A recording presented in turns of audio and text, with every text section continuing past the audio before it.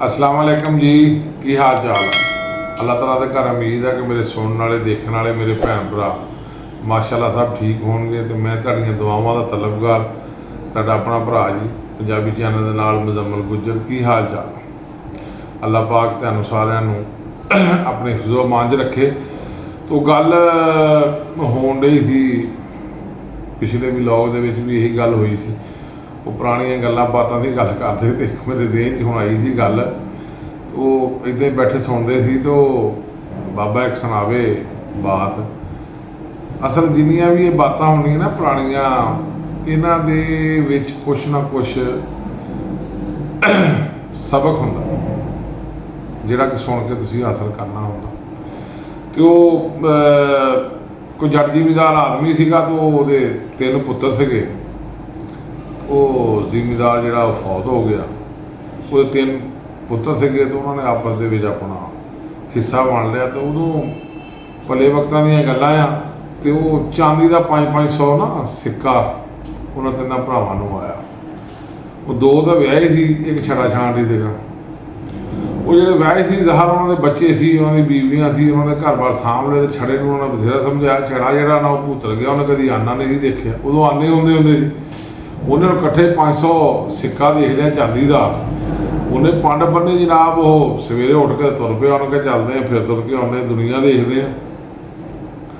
ਉਹ ਜਾਂਦਾ ਬਾਬਾ, ਉਹਨੇ ਜਨਾਬ ਆਪਣੇ ਚਾਦਰ ਛੱਡ ਰਿਹਾ ਸੈਟਮੈਂਟ ਕਰਕੇ, ਬੜੀ ਬਿਹਤਰੀਨ ਖੁੱਸਾ ਪਾ, ਪੱਗ ਬੰਨ, ਕੁੜਤਾ ਪਾ, ਬੜੇ अपना रंग रूप बना के बेहतरीन करके निकल पिया।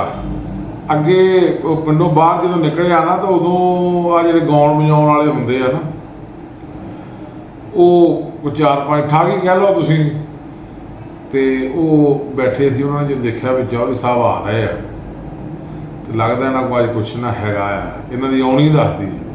वो अपने जांदे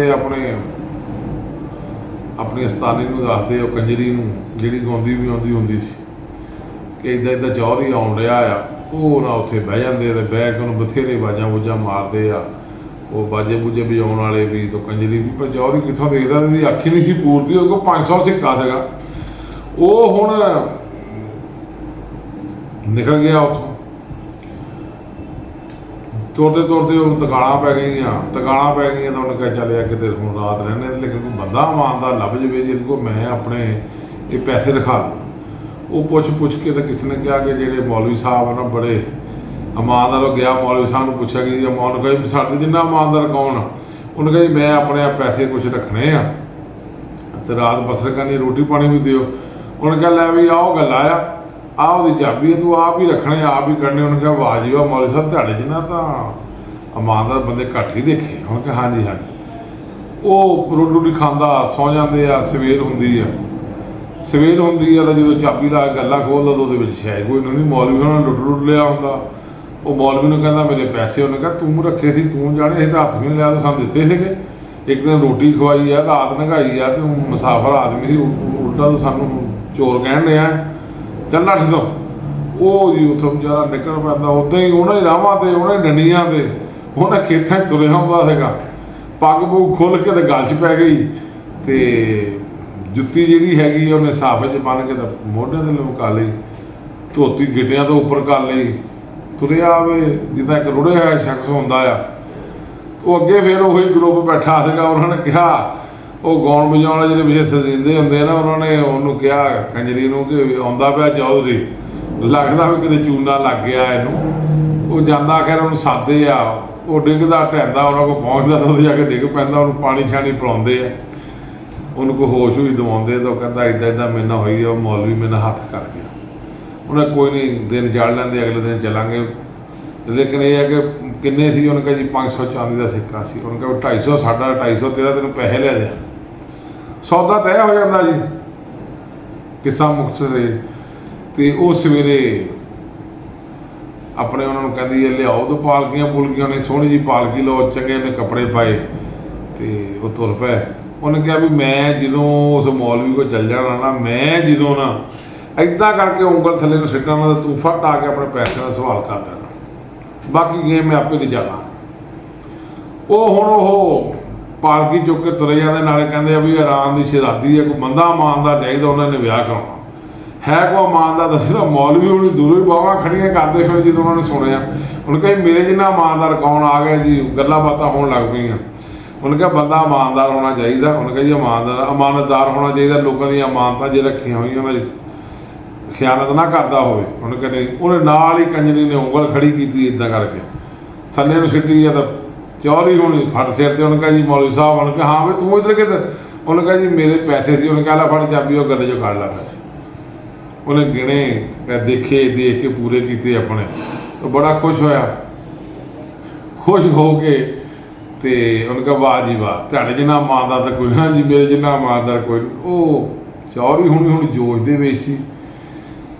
ਉਹ ਉਹਨਾਂ ਦੇ ਨਾਲ ਨੱਚਣ ਲੱਗ ਪਿਆ, ਲੁੱਡੀਆਂ ਪਾਉਣ। ਤੇ ਜਦੋਂ ਉਹ ਲੁੱਡੀ ਪਾਉਣ ਲੱਗ ਪਿਆ ਤਾਂ ਰਹਿ ਕੰਜਰੀ ਕੋ ਵੀ ਨਾ ਹੋਇਆ। ਉਹ ਤਾਂ ਅੱਗੇ ਨੱਚਣ ਗਾਉਣ ਵਾਲੇ ਸੀ, ਉਹ ਵੀ ਨੱਚਣ ਲੱਗ ਪਈ। ਤੋਂ ਮਗਰਲੇ ਜਿਹੜੇ ਸਜਿੰਦੇ ਸੀ ਉਹ ਵੀ ਨੱਚਣ ਲੱਗ ਪਏ। ਉਹ ਮੌਲਵੀ ਵੀ ਨੱਚਣ ਲੱਗ ਪਿਆ। ਜਦੋਂ ਮੌਲਵੀ ਨੱਚਣ ਲੱਗ ਪਿਆ ਨਾ, ਆਂਢੋ ਗੁਆਂਢੋ ਵਿਹੜੇ ਮਹੱਲੇ ਵਾਲੇ ਬੰਦੇ ਇਕੱਠੇ ਹੋ ਗਏ। ਉਹਨਾਂ ਕਿਹਾ ਕੀ ਹੋਇਆ, ਤੁਸੀਂ ਸਾਰਾ ਟੱਬਰ ਦਾ ਟੱਬਰ ਨੱਚੀ ਜਾਣ ਰਹੇ। ਉਹਨਾਂ ਨੇ ਨਾ ਉਹਨੂੰ ਪੁੱਛਿਆ ਮੌਲਵੀ ਨੂੰ ਵੀ ਤੂੰ ਕਿਉਂ ਨੱਚਦਾ? ਉਹਨੇ ਕਿਹਾ ਮੈਂ। ਚੌਧਰੀ ਨੂੰ ਪੁੱਛਿਆ ਉਹਨਾਂ ਨੇ ਕਿਹਾ ਵੀ ਤੂੰ ਚੌਧਰੀ ਤੂੰ ਕਿਉਂ ਨੱਚਦਾ? ਉਹਨੇ ਕਿਹਾ ਜੀ ਮੇਰਾ 500 ਚਾਂਦੀ ਦਾ ਸਿੱਕਾ ਸੀਗਾ, ਉਹ 'ਚੋਂ 250 ਤਾਂ ਮੈਨੂੰ ਆ ਹੀ ਜਾਣਾ, ਮੇਰੇ ਪੈਸੇ ਹਰੇ ਹੋ ਗਏ, ਮੈਂ ਤਾਂ ਕਰਕੇ ਨੱਚਣ ਨਹੀਂ ਆਇਆ। ਕੰਜਰੀ ਨੂੰ ਪੁੱਛਿਆ, ਉਹਨੇ ਕਿਹਾ ਜੀ ਮੇਰੀ ਦਿਹਾੜੀ ਲੱਗ ਗਈ 250 ਦੀ ਅਤੇ ਟਾਈਮ ਨਾਲ ਲੱਗ ਗਈ ਆ, ਮੈਂ ਤਾਂ ਇਸ ਗੱਲੋਂ ਨੱਚਣ ਨਹੀਂ। ਉਹ ਸਜਿੰਦਿਆਂ ਨੂੰ ਪੁੱਛਿਆ, ਉਹ ਜਿਹੜੇ ਮਗਰ ਬਾਜਾ ਵਜਾਉਣ ਵਾਲੇ ਵੀ ਤੁਹਾਡਾ? ਉਹਨੇ ਕਿਹਾ ਜੀ ਸਾਡੀ ਇਹ ਕਿ ਦੁਪਹਿਰੋਂ ਪਹਿਲਾਂ ਦਿਹਾੜੀ ਲੱਗ ਗਈ, ਜੋ ਘਰ ਨੂੰ ਜਾਵਾਂਗੇ। ਤੂੰ ਮੌਲਵੀ ਨੂੰ ਪੁੱਛਿਆ ਵੀ ਤੂੰ ਕਿਉਂ ਨੱਚਦਾ? ਮੌਲਵੀ ਕਹਿੰਦਾ ਮੈਂ ਆਪਣੀ ਇਮਾਨਦਾਰੀ 'ਤੇ ਨੱਚਦਾ, ਮੇਰੇ ਜਿੰਨਾ ਇਮਾਨਦਾਰੀ ਕੋਈ ਹੈਗਾ।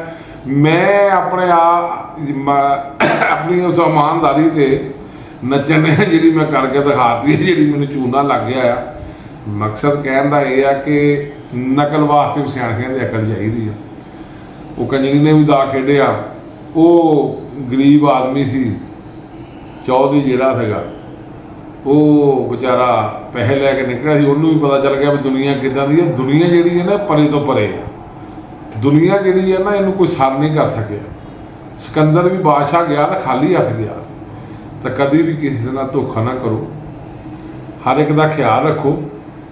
ਅਤੇ ਦੂਸਰਾ ਮੈਂ ਕਹਾਂਗਾ ਮੇਰੇ ਚੈਨਲ ਨੂੰ ਸਬਸਕ੍ਰਾਈਬ ਜ਼ਰੂਰ ਕਰਨਾ, ਅਤੇ ਉਹ ਬੈਲ ਆਈਕਨ ਦਾ ਬਟਨ ਅਤੇ ਅੰਗੂਠਾ ਜ਼ਰੂਰ ਲਾਉਣਾ। ਜੇ ਵੀਡੀਓ ਪਸੰਦ ਆਵੇ ਤਾਂ ਸ਼ੇਅਰ ਜ਼ਰੂਰ ਕਰਨਾ। ਬਹੁਤ ਮਿਹਰਬਾਨੀ। ਅੱਲਾ ਦੇ ਵਾਲੇ।